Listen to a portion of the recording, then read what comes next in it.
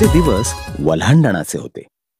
यरुशलेमेत लोकांची गर्दी होती. येशू जैतुनाच्या डोंगराजवळ पोहोचला.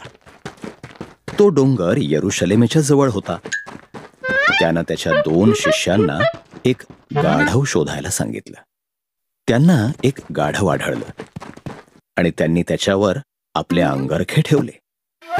येशू त्या गाढवावर बसला तेव्हा पवित्र शास्त्रातलं वचन पूर्ण झालं.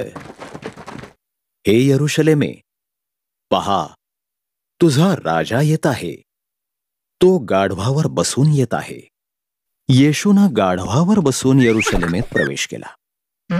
त्यानं केलेले चमत्कार अनेक लोकांना आठवले आणि ते देखील त्याच्या मागे मागे चालू लागले. त्यांनी देखील त्यांचे अंगरखे आणि झावळ्याच्या फांद्या रस्त्यावर पसरवून त्याचा सन्मान केला. देवानं वचनात सांगितलेला तारणारा हाच येशू आहे अशी त्यांची आशा होती.